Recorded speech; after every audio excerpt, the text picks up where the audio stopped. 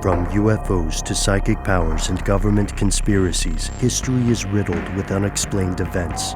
You can turn back now or learn the stuff they don't want you to know.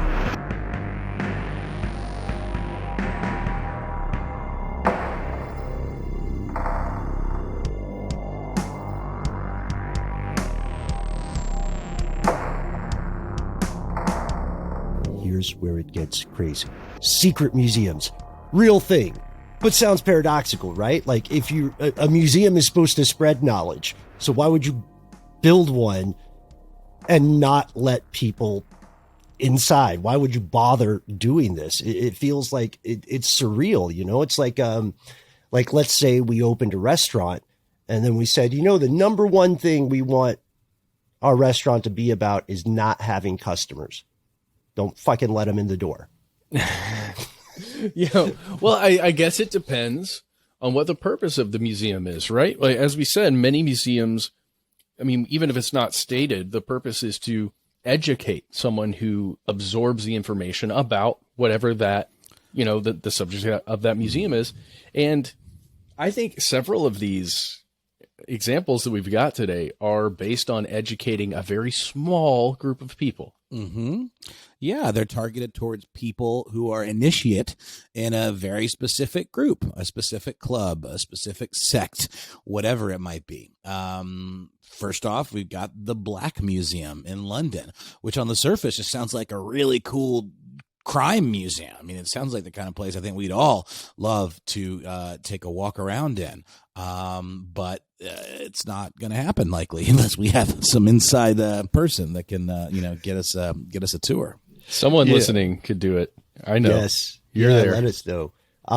Because a lot of these museums, I love the point about their specific demographic.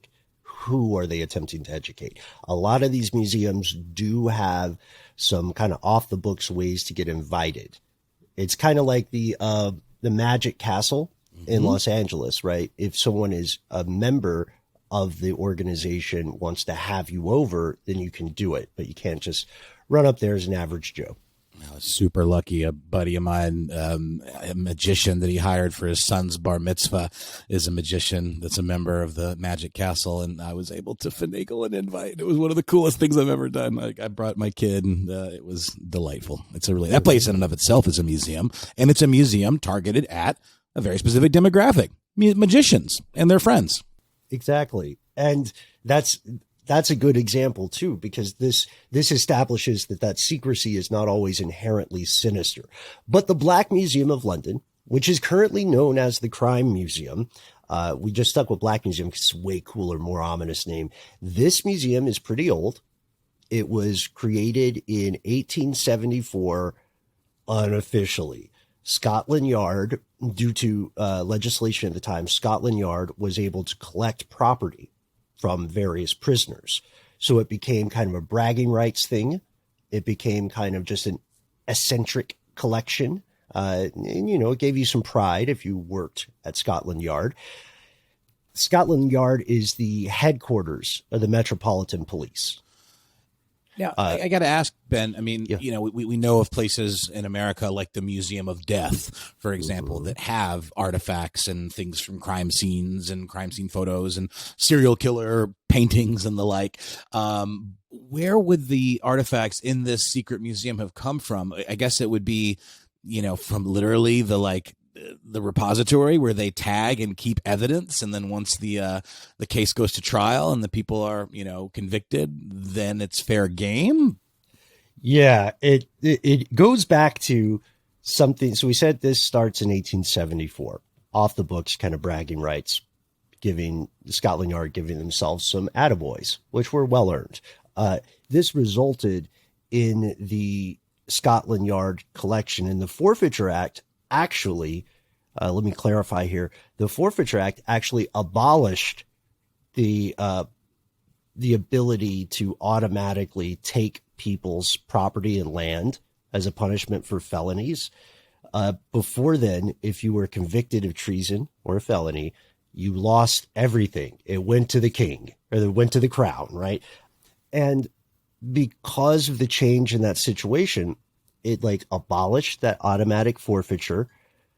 but it did say the custody and management of property needs to be run by an administrator. It's kind of vaguely phrased, but at Scotland Yard gets to keep your stuff, and they're supposed to give it back to you when you get out of prison. Yeah. Yeah. And it's intense, but, also in that museum, it really is like training, but showing history, right? Mm-hmm. So according to an article from the Lineup that was published in 2018, there's things in there, Noel, like the 6 nooses that were used to hang the last men in the United Kingdom.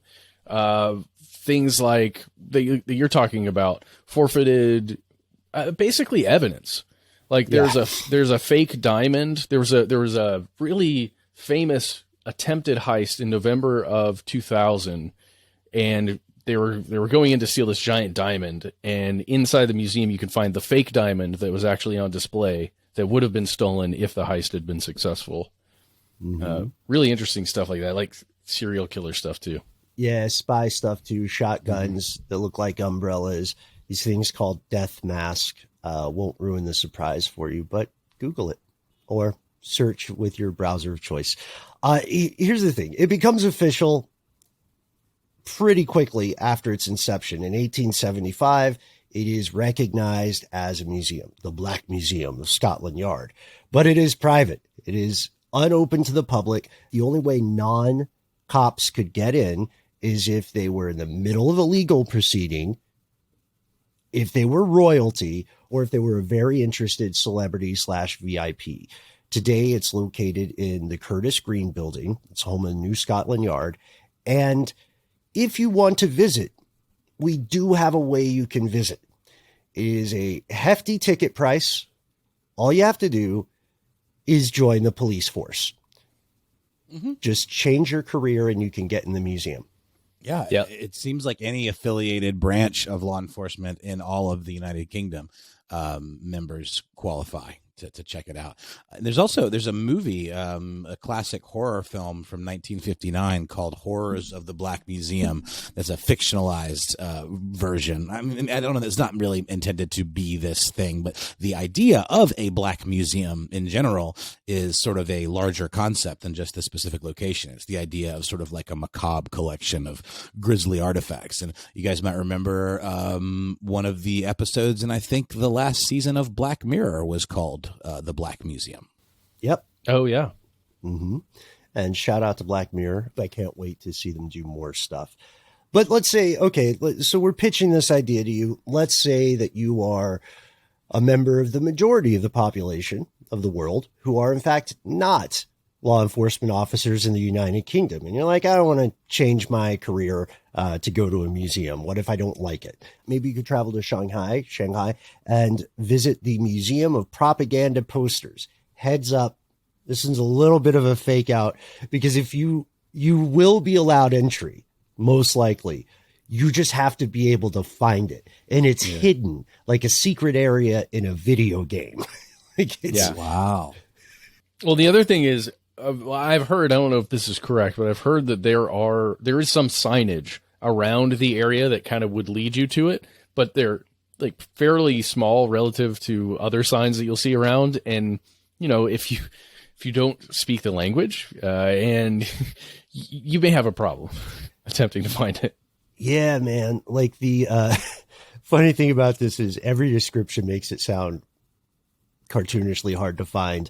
It's in the basement of an apartment building somewhere in the suburbs, and there's sparse signage. But if you do get there, you'll get a firsthand look at some top-notch chef's kiss propaganda from the first 3 decades or so of the People's Republic of China, back when Mao Zedong was rising to power, and then during the Great Leap Forward, which is its own episode waiting to happen. I have to say, I found a YouTube video of like the inside of somebody kind of going through it with an old potato camera, but it still looks pretty great. And the art on those posters and the style, very persuasive, I would say. It portrays a very positive, happy, like, it just seems like everything is good here. We're working together and the future looks bright. Oh God, I've got a great book on on Chinese propaganda, and I've got another one on North Korea propaganda. You guys would love it. I got to bring it next time we have a book club. Have we ever had a book club? No, we need a book club. Let's start one. Let's do never one. Too late. Never too late. Yeah. Stuff they don't want you to know. Book club. If you guys are into, and by you guys I mean you guys and all of you out there in podcast land are into propaganda posters, and you're also into Disney, there is a non-secret museum that you can in fact visit that the mouse himself would probably prefer you didn't. It is called the Disney Family Museum, and it is a offshoot of the Walt Disney Family, trust, basically. It is unconnected to the Walt Disney Company. And in it, you'll find things like miniature kind of diorama replicas, or not replicas, the initial designs for a lot of the rides at Walt Disney World, or Disneyland rather, and the first optical printer that Ub Iwerks and Walt Disney designed to allow them to stack all these animation cells and create kind of a moving camera effect that Disney sort of spearheaded. But what you'll also find there is a lot of the weird, problematic Disney war propaganda posters and films that the Walt Disney Company would probably prefer that you don't think about. Lots of, very problematic images of Asian people, Donald Duck, kind of mocking them and things like that. And of course, there's the whole, if the Fuhrer says we is the master race to Kyle right in the Fuhrer's face, all that stuff.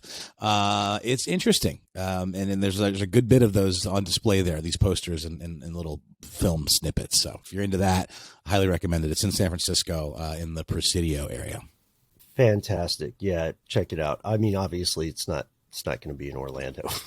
Because I don't think the Reedy Creek Improvement District would be down for that. Nope. And check out that episode. So we kind of did a fake out with the propaganda poster. That museum is difficult to find, but you're not going to get stonewalled if you do make it to the entrance. Let's go to something else, a piece of good news.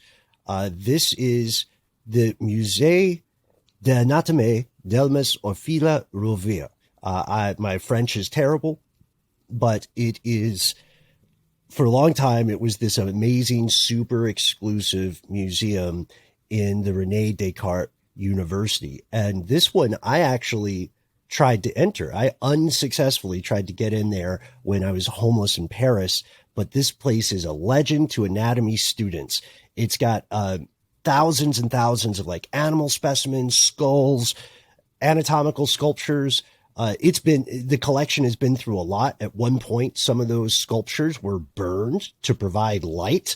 Because they're wax, right? Yeah, exactly. And there's a neat, weird, somewhat macabre twist. One of the guys who played a key role in the creation of the collection is part of the exhibit. You can see the preserved brain of Paul Broca. And for years and years, everybody wanted to check this out. Tourists, students from abroad, people in town just visiting. But the university staunchly refused to allow the public to check out anything about this until something really cool happened in 2011. The collection was donated to the University of Montpellier, and they were way more cool about letting the average person drop by. So good on you, UOM. Yeah, good job. We found several places like this that are not necessarily secret, but they're preserved for, students, let's say, of medical sciences and other things, where they are somewhat macabre things on display, but they're important for someone who's, deeply studying anatomy, who wants to be a surgeon, who wants to understand the human body and how it functions. It's almost like, for me, it's almost like there's a desire to just protect these things because some of them really are precious. Like some of those wax sculptures, as you said, were burned, but they came from a very specific time. They came from a very specific understanding of the human body. Mm-hmm. And, in that moment, what we understood. So to actually teach someone kind of the history of our understanding over time, I think it's just they're priceless. Some of these things. Yeah, it reminds me of the Motor Museum in Philadelphia, which is part of the College of Physicians of Philadelphia, and that was established in 1858. And it is open to the public, but it's also, I think they had something in the charter that allows artists to come in and use it for sketching, for like, models and stuff. And the Quay brothers, who are some of my favorite stop motion animators, did a really, really cool residency kind of film where they animated some of the macabre kind of like, medical devices and skeletons in the Motor Museum. Yeah. And when we're talking about human remains being commodified or just being used as educational examples, we also get into conspiratorial stuff. Where did the bodies from the bodies exhibit come from? Don't talk about that. We don't talk about that. Right. Got it. From your good friends at Illumination Global Unlimited. Speaking of vast conspiratorial organizations, we can't forget about the CIA museum. I mean, come on.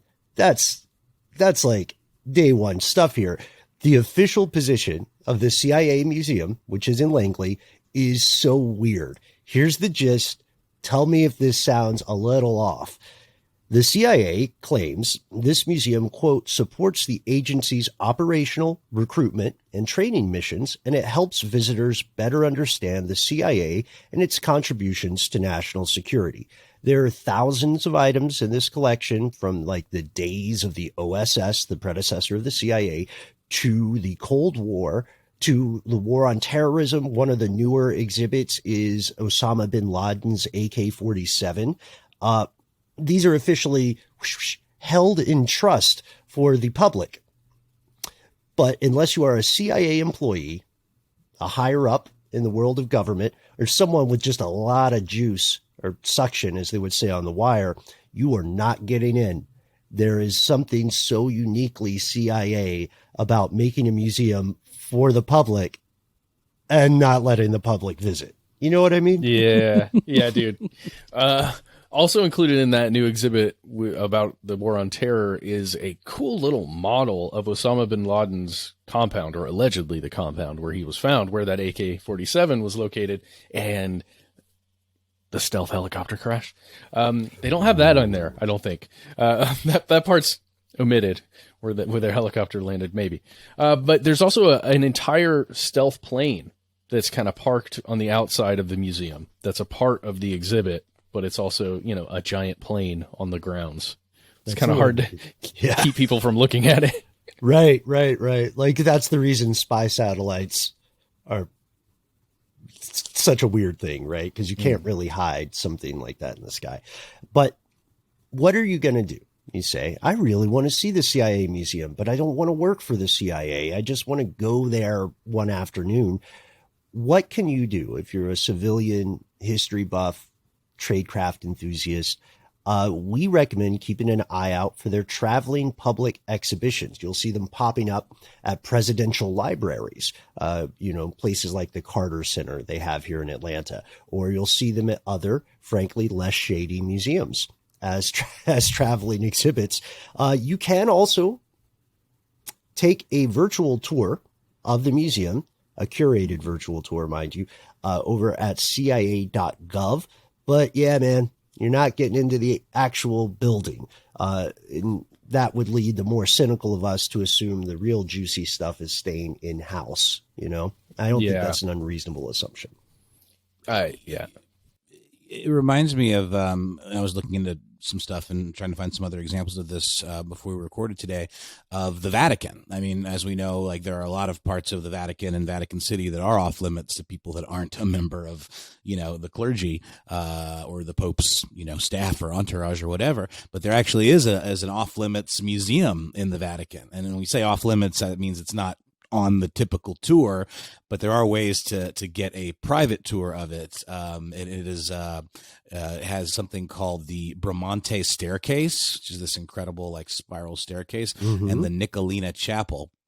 And it is something that is typically not open to the public, but if you know the right people or where to book, you can get a tour of it. And also reminds me of the catacombs in Paris.